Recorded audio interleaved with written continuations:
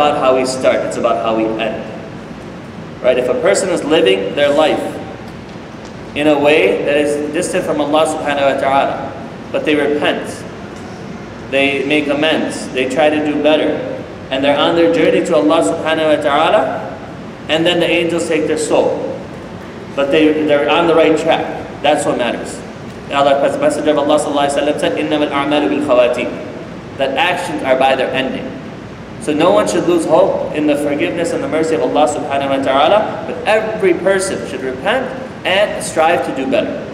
If you strive to do better and Allah subhanahu wa ta'ala sees that, nothing is hidden from Him, He subhanahu wa ta'ala will enter us into Jannatul Firdaus by His mercy, inshallah ta'ala. Then Allah subhanahu wa ta'ala mentions, those who worship other alongside God say, if God had willed, we would not have worshipped anything but Him, nor would our fathers. We would not have declared anything forbidden without His sanction. Those before them said the same. Are the messengers obliged to do anything other than deliver their message clearly? We sent a messenger to every community saying, worship Allah and shun false gods. Among them were some God guided. Misguidance took hold of others. So travel through the earth and see what was the fate of those who denied the truth. Though you, Prophet ﷺ, may be eager to guide them, God does not guide those who misguide others, nor will they have anyone to help them.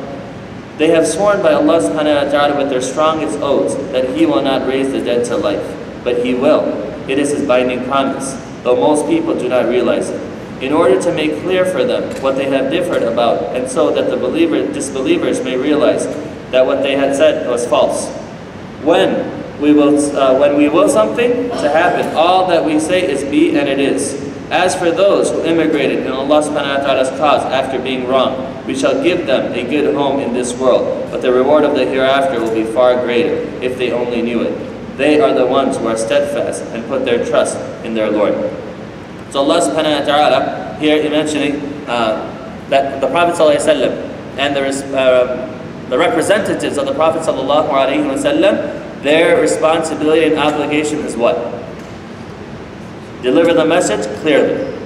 Deliver the message clearly, and who has taken it upon himself the responsibility of judging and guiding? Allah subhanahu wa ta'ala. Okay?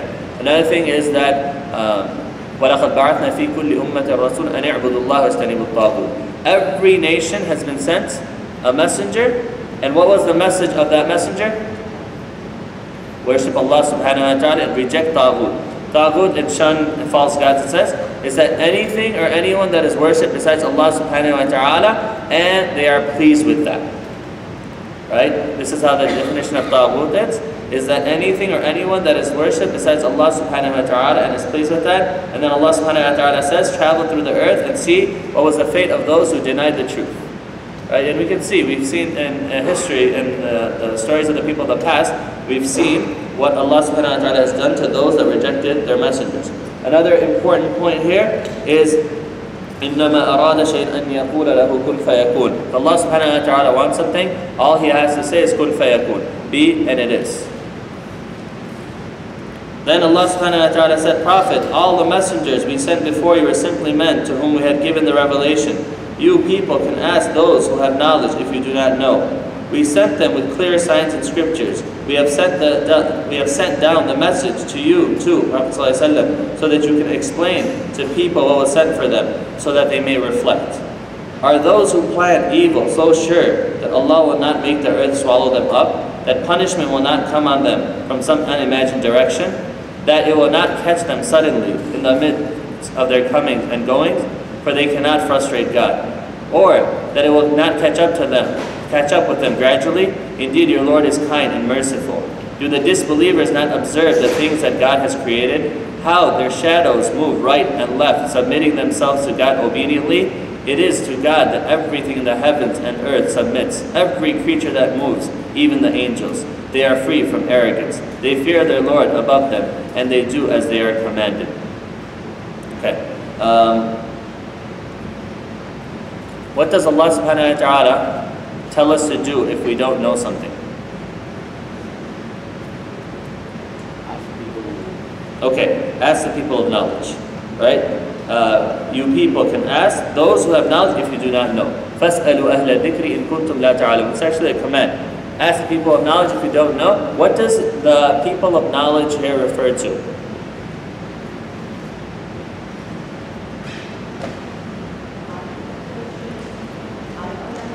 Okay, the shuyukh and the ulama, in those things that they specify in, right? But even the shuyukh and the ulama, they have to ask the people of knowledge if they have an issue that they don't understand. Right? Let's take a medical issue, right?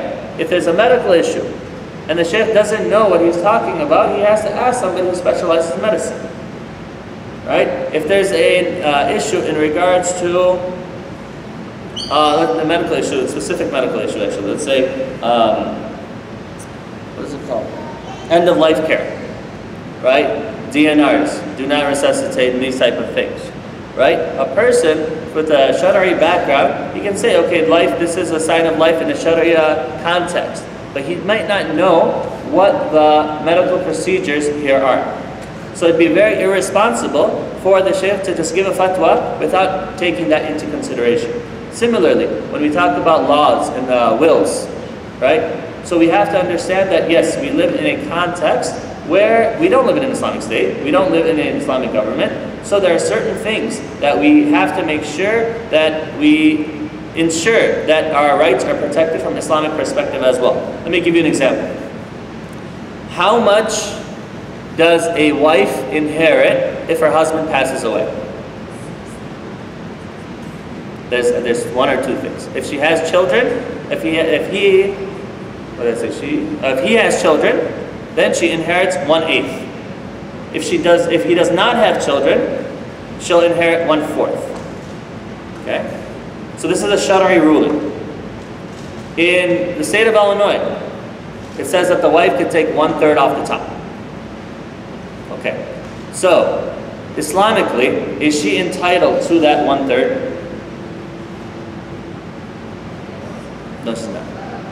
No, she's not. Even though legally she can get it, Islamically, she should say, no, I'll only take 1/4. Even though I'm entitled to 1/3, I'll only take 1/4, or I'll only take 1/8, because this is what Islam tells us. But so what do we have to do before you put the will? So I talked to lawyers and stuff like that. They're like, legally, if she goes after that 1/3, there's nothing anybody can do to stop her, because that's her legal American law right. So it's like, what's the solution? We just have to educate each other and say, this is what Allah subhanahu wa ta'ala has decreed for you and dedicated for you, and that's it. Okay, so we have to understand the situation, context. So as Ahlul Dhikri, it doesn't just mean, look, if there's an issue, and the reason I'm saying this is because sometimes there's over-dependence on the mashayikh and the ulama, and look, we don't know everything and we don't claim to know everything. Some people do. Like for example, if someone's decided to go to a college, or a school, or a career, right? And they say, okay, go talk to the sheikh. And the sheikh might not know. Like especially, and I'm not trying to criticize anybody here, especially people who haven't been born and raised here. Right? They may think that, and sometimes you read fatwa that, that say that, oh, in colleges this is what happens and this is what happened. I'm thinking, I was like, what colleges did you guys go to? Right? So you have to understand the context and the situation as well. Another thing here that's sent down, that Allah subhanahu wa ta'ala said, that we have sent the message to you too, Prophet sallallahu alaihi wasallam, so that you can explain to people what was sent for them, so that they may reflect. This is one of the strongest evidences in the Quran about Hujjiyat al-Sunnah. Hujjiyat al-Sunnah is the fact that the Sunnah of the Prophet sallallahu alaihi wasallam is a source of legislation. Because there are some people that say, no, we only need the Quran, we don't need the Sunnah of the Prophet ﷺ. So Allah subhanahu wa ta'ala said, so that you can explain to people what was sent for them, so that they may reflect. So people need to be able to understand the Quran through the Sunnah of the Prophet ﷺ, so that they can properly reflect. There's a thing mentioned over here, a sentence about the shadows, and moving right and moving left. What is that talking about?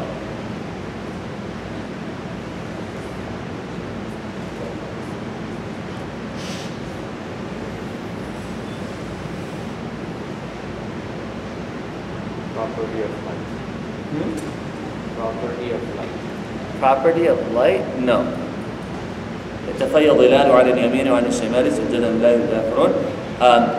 Everything that exists It worships Allah subhanahu wa ta'ala. So then it moves to the right. When it moves to the left, it's talking about these things. These things are submitting to Allah subhanahu wa ta'ala. Yeah, the shadow. So it's saying, when they move to the right, they move to the left. Right? Shadows, how their shadows move. Right, left, submitting themselves to Allah subhanahu wa ta'ala obediently. Right? This is how things make sajda to Allah subhanahu wa ta'ala. Everything that exists makes sajda to Allah subhanahu wa ta'ala and makes tasbih of Allah subhanahu wa ta'ala. وَلَكِنْ لَا تَفْقَهُونَ تَسْبِيحَهُم. And Surah Isra, today we'll talk about it, but you don't understand their tasbih. So Allah subhanahu wa ta'ala is reminding us that look, you humans, me, you, if we don't submit to Him subhanahu wa ta'ala, everything else already does. He doesn't need anything from any one of us. Alright, last one.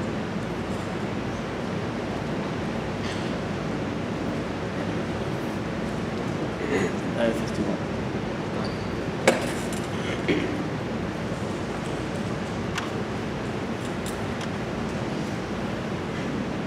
God said, "Do not take two gods, for He is one God. I alone am the one that you should hold in awe. Everything that happens in the earth belongs to Him.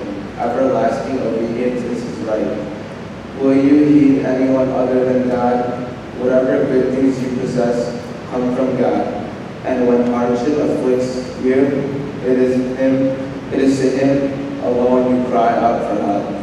Yet when He has relieved you of your hardship, lo, and behold, some of you attribute partners to your Lord.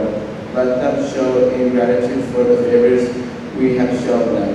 Enjoy your brief time, soon you will know. They set aside a part of sustenance we give them for idols about which they have no true knowledge. By God, you will be questioned about your false inventions. They assign daughters to God, may He be exalted, and the sons they desire to themselves. When one of them is given news of the birth of a baby girl, his face darkens and he is filled with gloom. In his shame he hides himself away from his people because of the bad news he has been given. Should he keep her and suffer contentment, or bury her in the dust? How ill they judge. Those who do not believe in the hereafter should have the contemplative image, and God should have the highest one. He is the mighty, the one to decide. If God took people to task for the evils they do, He would not leave one living creature on earth, but He reprieves them until an appointed time. When their time comes, they cannot delay it for a moment, nor can they bring it forward. They attribute to God what themselves dislike, while their own tongues utter the lies that the best belongs to them. Without doubt, it is the fire that belongs to them. They will give it priority there. Alright, so if we look at this set of ayat, there are many different things that we talk about. Number one is Allah subhanahu wa ta'ala is saying that we should only worship Him. Don't even two. If someone says no, they don't worship many gods and they only worship two gods, Allah subhanahu wa ta'ala says still, this is not right. It's only one God, and that's Allah subhanahu wa ta'ala. And when we get to Surah Al-Nahl, we'll talk a little bit why Allah subhanahu wa ta'ala mentioned, or Surah Isra as well, why Allah subhanahu wa ta'ala mentioned that there's only one God. Then Allah subhanahu wa ta'ala, He mentions that any good that we have comes from Allah subhanahu wa ta'ala. And this is a recurring theme. Remember we talked about it in Surah Yunus, we talked about it in Surah Al-Nahl, that when people, they face adversity, what do? They turn back to Allah subhanahu wa ta'ala, but when He removes that hardship from them, what do? They forget about Him subhanahu wa ta'ala. Then Allah subhanahu wa ta'ala, like the translation doesn't encompass it, right? Where Allah subhanahu wa ta'ala said, enjoy your brief time, soon you will know. It says, قُلْ تَمَتَّعْ بِكُفْرِكَ قَلِيلًا. Right? That enjoy, say, enjoy your kufr for a short period of time. Kufr here is rejection of the blessing. Kufr is rejection or covering up of the blessing. And that's what, a lot of times, that's what kufr is, right? When people deny the truth and deny the blessings of Allah subhanahu wa ta'ala upon them. Then Allah subhanahu wa ta'ala talks about what they used to do is they used to take wealth and they used to assign certain portions of it for their idols. And then He talks about how they ascribe daughters to Allah subhanahu wa ta'ala, but they themselves, how would they respond when they had a daughter? Their faces were turned black and dark out of grief, sadness, shame. And then they had to make a decision. What was the decision that they had to make? Yeah, some of the times the decision that they had to make is like, do we bury her right now? Or do we wait a little bit until she gets a little bit older and then bury her? What do we do? And Allah subhanahu wa ta'ala said, "Ala sa'a ma yahkumun." What an evil decision, what evil choices, what evil situations they put themselves in. Remember I talked a little bit about this, right? About 6 years old. Right? And for those of you that don't remember, that when a woman was expecting and then when she was going to deliver, they would take her out into the desert, and sometimes they would have a grave dug open. And if it was a girl, they'd bury her alive right then. Other times, right, they would wait till she was about 6 years old. Because remember, in that society, people used to get married earlier. And they would dress her up and they would take her out, and the father would push her in the back into an open dug grave, and then they would bury her. May Allah subhanahu wa ta'ala protect us all, and may Allah subhanahu wa ta'ala give us all the ability to appreciate the blessings that He has bestowed upon us. Another thing that they would say is that, and we'll talk about it in Safat a little bit inshallah ta'ala, that they would say that there was a relationship between the jinn and Allah subhanahu wa ta'ala, and a result of that relationship are the angels, so they would call the angels the daughters of Allah subhanahu wa ta'ala. And Allah subhanahu wa ta'ala saying that He has no children, He has, Isa alayhi salam is not His child, nor are the angels His children. Allah subhanahu wa ta'ala is the creator of everyone subhanahu wa ta'ala. Then Allah subhanahu wa ta'ala talks about His mercy, and He mentioned that had He taken people to task as soon as they committed a mistake, right, He would not leave one living creature on earth, but He reprieves them until an appointed time. He gives them time, right? And when their time comes, they cannot delay it for a moment, nor can they bring it forward. So what do we have to do? Take advantage of this time. No, there's not one person that's on earth that has not committed sins, that has not made mistakes. It's Allah subhanahu wa ta'ala, out of His mercy, He has not taken us to account, but He has given us time to repent and to turn back to Him subhanahu wa ta'ala. Okay, one of the sisters. Any one of the sisters? Go.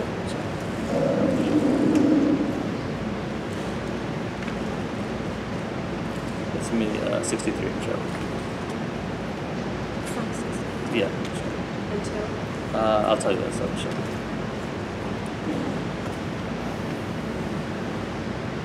By God, we have sent messengers before you, Muhammad sallallahu alaihi wasallam, to other communities, but Shaitan made their foul deeds seem alluring to them.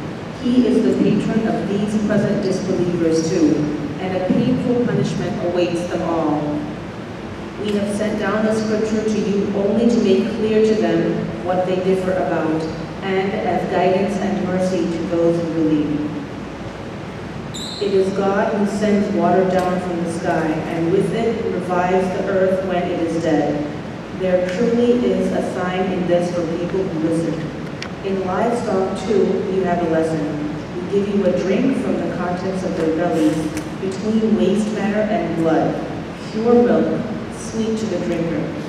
From the fruits of date palms and grapes you take sweet juice and wholesome provisions. There truly is a sign in this for people who use their reason.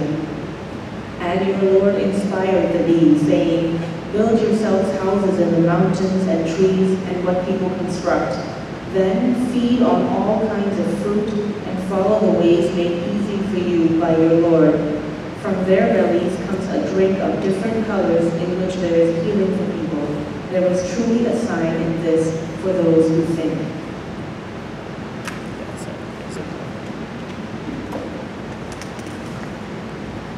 Okay, the first ayat Allah subhanahu wa ta'ala is saying, وَزَيَّنَ لَهُمُ الشَّيْطَانُ أَعْمَالَهُم تَزْيِين, I wrote tazyin and justification. When people commit sin or they live their life in a certain way, what happens? Right, shaitan comes to them, and when we first sin or make a mistake or commit sins, what happens is that we have a sense of guilt. shame, wrong, and we feel bad about it. And we can't deal with it. As humans, we can't deal with it. So there's one of two ways that we do deal with it. One is to return to Allah subhanahu wa ta'ala, to return to the people and make things right, or shaitan finds his way in and he justifies that action. Right? That's what tazyin means. And it says, don't worry about it, you're not doing anything wrong. Keep doing what you're doing. Everybody else is wrong. The Quran, wa'adhu billah, may be wrong. These commands are old-fashioned, things like that, but you're okay. So people become desensitized to the extent they start to justify their actions. So they'll say that no, they'll say, okay, what happens? We're warring people. So if our daughters, they are taken in war, right? They may be, subjected to bad things. Therefore, we're being merciful to them, and we're protecting them by killing them before they reach maturity. You see how shaitan played with their minds? Okay. So that's the scene. Then Allah subhanahu wa ta'ala said that He did this to people before, and He does this to the same people. Tries to justify their actions to them. Then Allah subhanahu wa ta'ala mentioned the blessings that He has sent out. Water, livestock. One of the things about livestock, He talks about, وَإِنَّ لَكُمْ فِي الْأَنْعَامِ لَعِبْرَةً. Where does milk come from? The cow, okay? But where specifically from the cow? مِن بَيْنِ فَرْثٍ وَدَمٍ لَبَنًا خَالِصًا. Between the intestines and blood is pure milk that we drink. So the scholars have said many times, in communities even, in societies, there may be evil there, but there's sometimes pure milk that can become out of that society and their community. So you should always look for that pure milk and look for the good in people and in communities and societies, and not focus too much on the things that are not beneficial for you, such as the blood and the intestines in this type of situation, right? So Allah subhanahu wa ta'ala says, even from between two things which are considered dirty, right? Islamically, you can't, intestines, unless it's purified, right? Can't eat it, whatever. But blood, we can't eat these two things, but we all drink the milk. So you see the wisdom of Allah subhanahu wa ta'ala and the blessings Allah subhanahu wa ta'ala has bestowed upon us. Also, Allah subhanahu wa ta'ala here is talking about the bee, right? Allah subhanahu wa ta'ala, what did He do? What did He mention about the bee? Some of the brothers. Abyan, you have a book? You don't. Okay, where's the book from the brothers? Yes, what did He mention about the bee?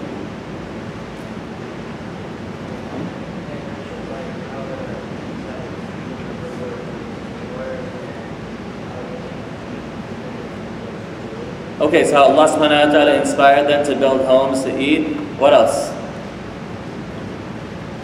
يَخْرُجُ مِن بُطُونِهَا. What comes out of their bellies? Honey. And honey here, Allah subhanahu wa ta'ala mentioned it's a source of shifa. It's mentioned here in the Quran. There are two things that are mentioned as shifa in the Quran. One is the Quran itself, and one is honey. Right? But again, this is in the Quran, but in the Sunnah we see many, many different things that are sources of shifa, right? Black seeds are a source of shifa, olive oil is a source of shifa, dates are a source of shifa. So all of these things that the Prophet ﷺ has mentioned in the Sunnah as well. Yeah, from their bellies comes a drink of different colors in which there is healing for people. There truly is a sign in this for those who think, right? Another point that we want to make right now is that it's important for us to reflect, think about those things that are around us. Right? Alhamdulillah, we all drink milk, we all drink water, we all eat, we all wear clothes and blankets and these type of things. But we have to think, where do these things come from? They all come from Allah subhanahu wa ta'ala. For Allah subhanahu wa ta'ala, that's why we have to reflect and we have to appreciate everything that He has done subhanahu wa ta'ala. And all He asks in return is that we worship Him subhanahu wa ta'ala. Okay, Razak.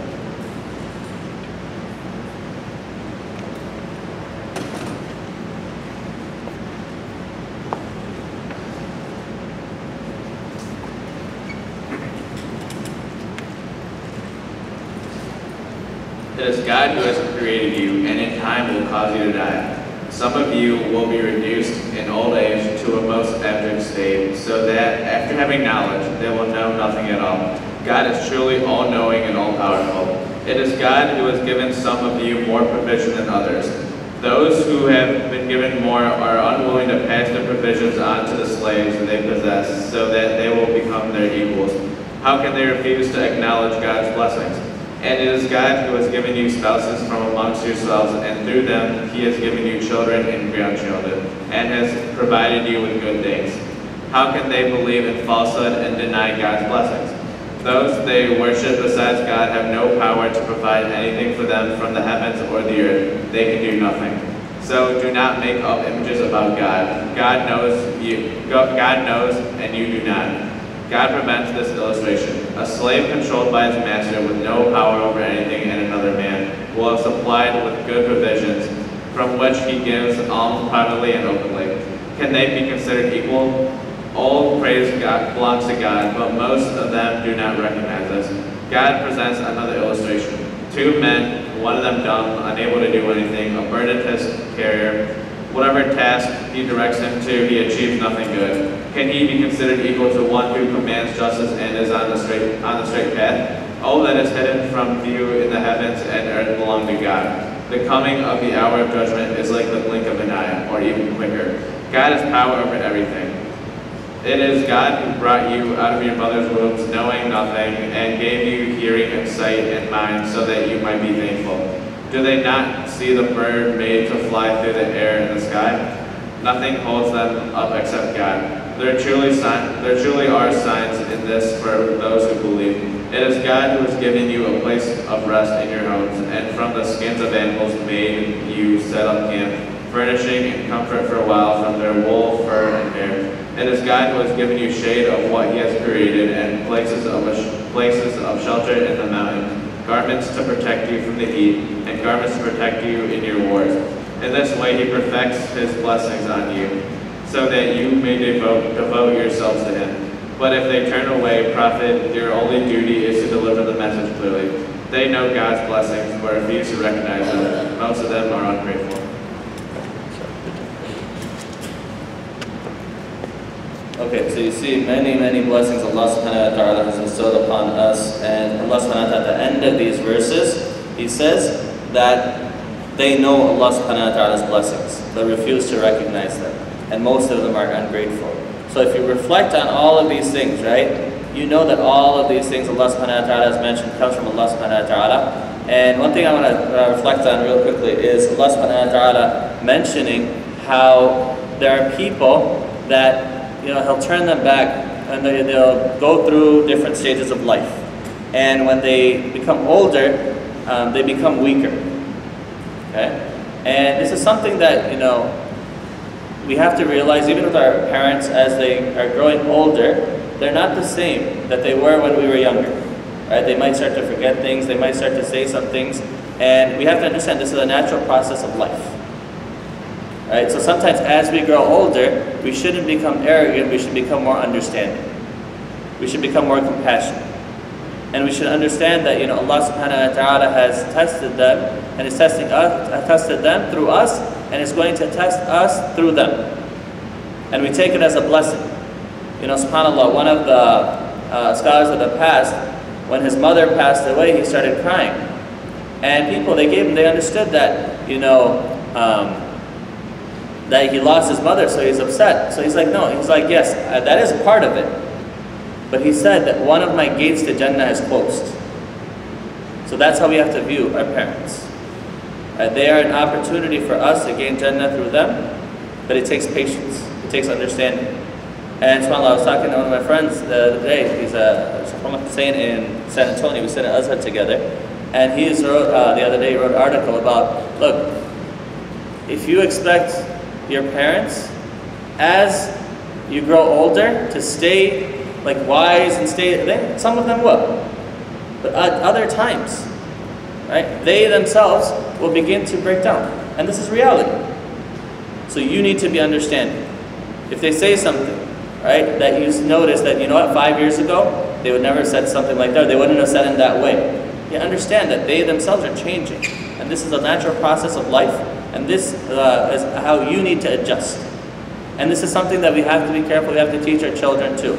It's very, very difficult for somebody who's lived their life for 60 years, 65 years, 70 years to change. Right? Is it impossible? No.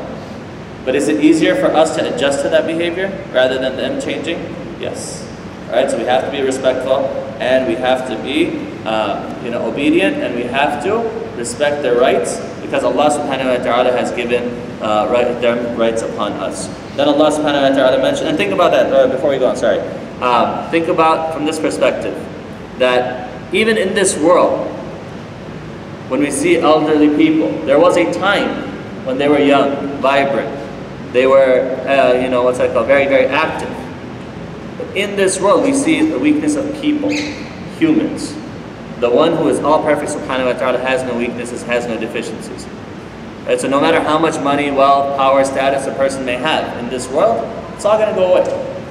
But Allah subhanahu wa ta'ala will always remain. And Allah subhanahu wa ta'ala talked about some of the blessings, such as spouses, children, grandchildren, right? All of these things are blessings from Allah subhanahu wa ta'ala, and we should never, ever, ever look at these things as a burden, but we should always look at these things as a blessing. And whenever we have a blessing, what do we need to do?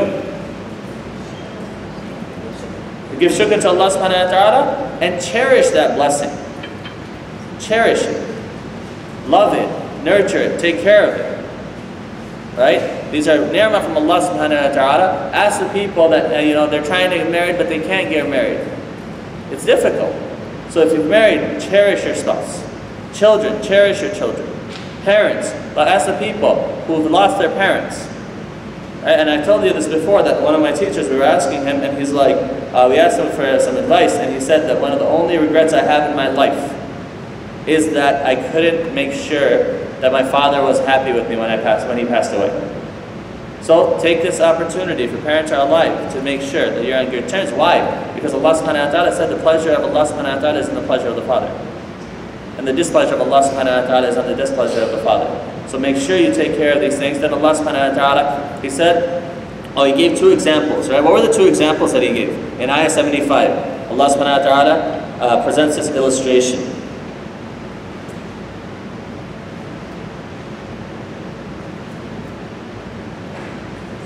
There's two examples. There's two different ayahs, 75 and 76. Okay, slave. What about the slave? Yeah, he has no control over anything. And another one who's free, and he gives from his wealth to come closer to Allah subhanahu wa ta'ala. Are these two equal? No. Right? Then the next example, what's the next example that he gives? What's the one of them dumb? What does dumb mean here? Abkam, not able to speak. Right? أبكم لا يقدرون على شيء وهو كل على مولاه أينما يوجهه لا يأتي بخير هل يستوي هو ومن يأمر بالعدل وهو على صراط مستقيم. Right? This is in Surah Al-Nahl verse 76, where Allah subhanahu wa ta'ala says, the person who can't speak, or he can't do anything for himself, is he equal to the one that can command good, forbid evil? Are they equal in the sight of Allah subhanahu wa ta'ala? No.